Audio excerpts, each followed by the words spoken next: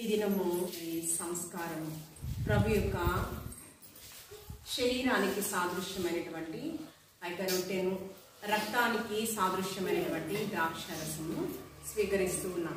ఎవరైతే బాప్తిస్మం తీసుకుని ఉన్నారో చదివినటువంటి వాక్య భాగంలో బలులు అర్పణలు అర్పించుట కంటే మాట వినుట శ్రేష్టం.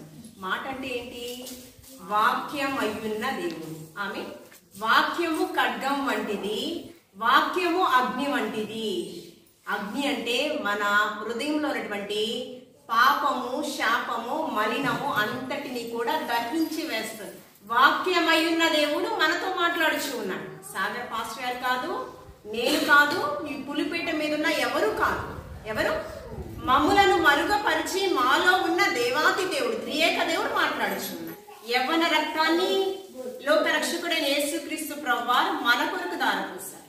యేసుక్రీస్తు ప్రభువారు ఈ లోకానికి వచ్చినప్పుడు ఆయన లోకరక్షకుడు అయినా కూడా బాప్తిస్మం ఇక్కడున్న వారికి ఎంత అవసరం అనేది ఈ వాక్యం నుంచి మనం నేర్చుకోవాలి. ఆయన గురించి పరిచయం చేస్తూ బాప్తిస్మం ఇచ్చి యోహాను, నేను నీటితో బాప్తిస్మం ఇచ్చుచూ ఉన్నాను, నా వెనక వచ్చేవాడు పరిశుద్ధాత్మ అగ్నితో మీకు బాప్తిస్మం ఇస్తాడు. నేను నీటితోనే మీకు ఇస్తున్నాను. అందరికి బాప్తిస్మాలు ఇస్తూ ఉన్నప్పుడు అరణ్య మార్గములో యెషయా ప్రవచనాన్ని ఎత్తి చూపుతూ ఉన్నప్పుడు, సర్ప సంతానమా, రాబో ఉగ్రతల గురించి మీకు బుద్ధి చెప్పువాడేవాడు, మారు మనసుకు తగిన ఫలాలు మీరు పొందండి, లేకపోతే ఇప్పుడే గొడ్డలి వేరున ఉంచబడింది, ఫలించని ప్రతి చెట్టు అగ్నిలో నరికి వేయబడును కదండి. ఫలించాలి. అందుకనే ఇందా చదివినటువంటి వాక్య భాగంలో చూస్తూ ఉన్నప్పుడు ఎబ్రియల్కి రాసిన పత్రికలో చూడండి, ఎబ్రియల్కి రాసిన పత్రిక 9వ అధ్యాయము 16-17 వచనం, మరణ శాసనం ఎక్కడ ఉండునో అక్కడ మరణ శాసనము రాసిన వాని మరణము ఆవశ్యకము. ఏంటండి? చదవండి. మరణ శాసనం ఎక్కడ ఉండునో అక్కడ మరణ శాసనం రాసిన వారి మరణము ఆవశ్యకము. మరణ శాసనాన్ని రాసిందండి ఎవరు? తండ్రి, పరమ తండ్రి రాశారు. అవునా? ఏ భేదము లేదు. అందరూ పాపం చేసి దేవుడు అనుగ్రహించు కోల్పోయిన మహిమను మనందరికి ఇవ్వడానికి ఎవరిని? తన కుమారుడు, ప్రియ కుమారుణ్ణి 10,000లో సుందరుడైనటువంటి లోకరక్షకుడైన యేసుక్రీస్తు ప్రభువాన్ని లోకానికి పంపించారు.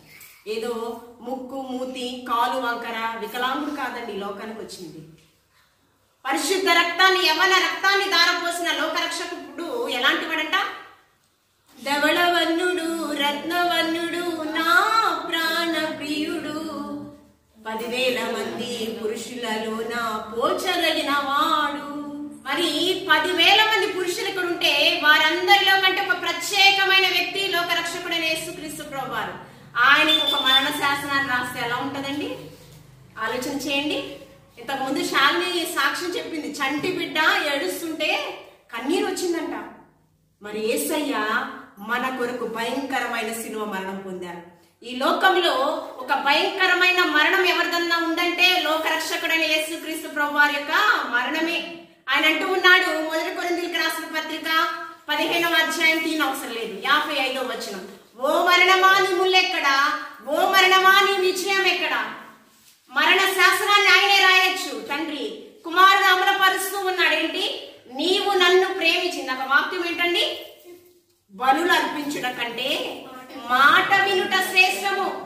ఆలోచన చేస్తూ ఉన్నాడు. యెషయా ప్రవచనము, నేను ఎవరిని పంపించాలి, నా నిమిత్తము ఎవరు వెళతారు, నేనున్నానయ్యా.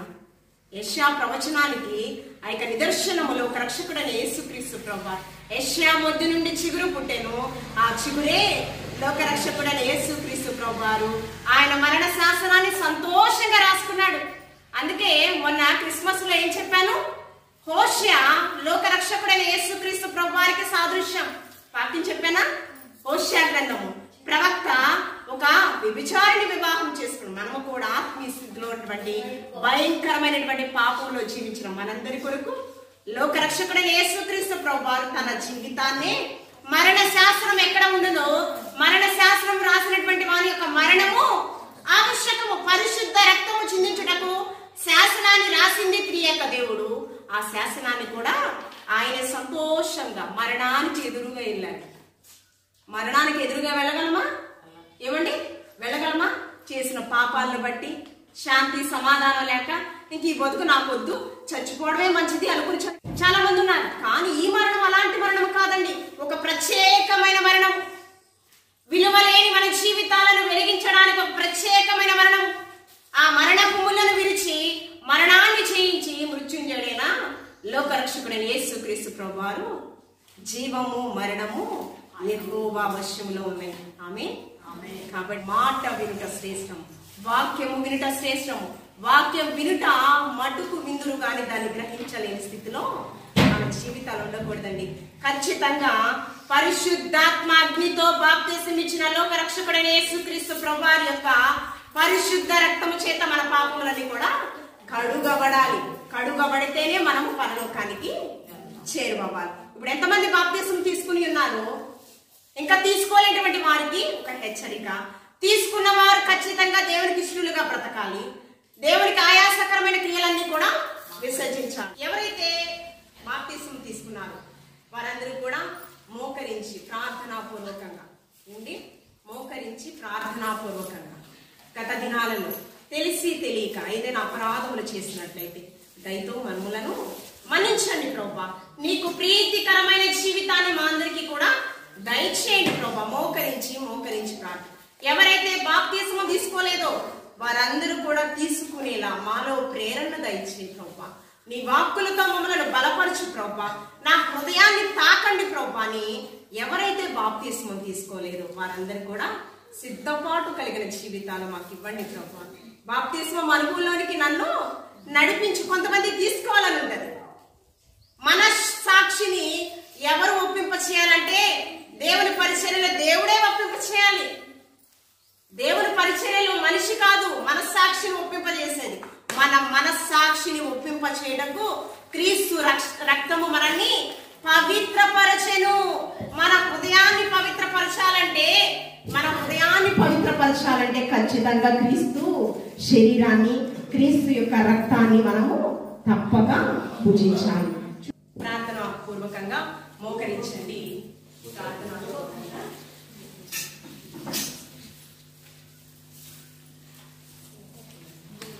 ముగింపు ప్రార్థన, పరలోక ప్రార్థన. పరిశుద్ధుడా, ప్రేమమయుడా, నీ బంగారు పాదకు వేలాది వందనాలు ప్రభువా. నీకు స్తోత్రం. 2025 సంవత్సరంలోనికి జనవరి మాసంలో 3వ పునరుద్ధానపు ఆరాధనలో ప్రభువా మమ్మల్ని ప్రవేశపెట్టి ప్రభువా ఎన్నికలేని మమ్మల్ని అందరినీ కూడా ఈ యొక్క పరిశుద్ధ సంఘములో మమ్మల్ని అందరినీ ఐక్యపరిచి ప్రభువా నీ శరీరంలో పాలిభాగస్తులా మమ్మల్ని అందరినీ ప్రభువా ఏర్పాటు చేసిన దేవా ఏమిచ్చి నీ రుణాన్ని మేము తీర్చుకోగలము ప్రభువా.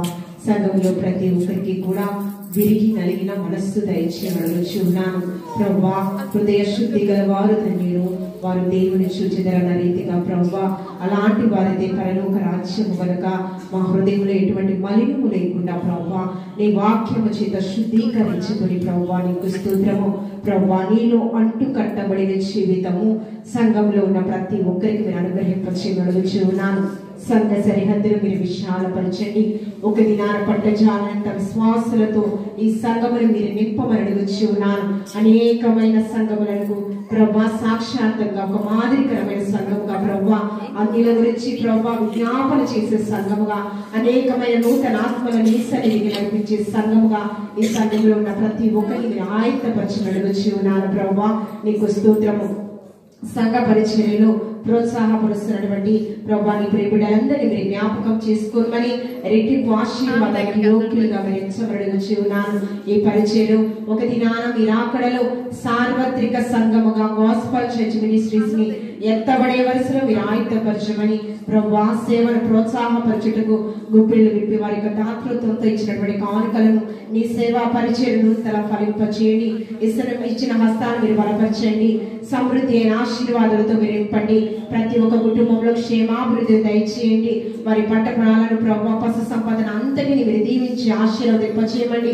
భూ సంబంధమైన పరలోక సంబంధమైన ఆశీర్వాదాలకు యోగ్యులుగా ఇక్కడ ఉన్న ప్రతి ఒక్కరిని మీరు ఎంచమని ప్రభువా బాప్తిస్మంలోనికి రక్షణ మార్గంలోనికి ఇక్కడ ఉన్న ప్రతి ఒక్కరిని మీరు ప్రేరేపించమని క్రీస్తు పరిశుద్ధ నామంలో అడిగి వేడుకుని ప్రార్థించుచున్నాము తండ్రి.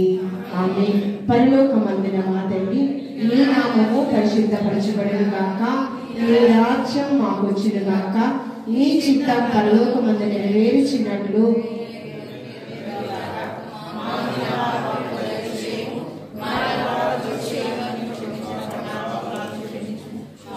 శోధనకి కీడు నుంచి తప్పించుము. ఎందుకంటే రాజ్యము, బలము, మహిమ నిరంతరము నీవైనావు తండ్రి. ఆమేన్.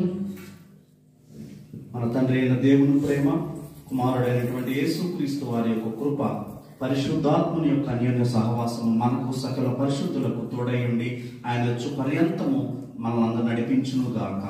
ఆమేన్.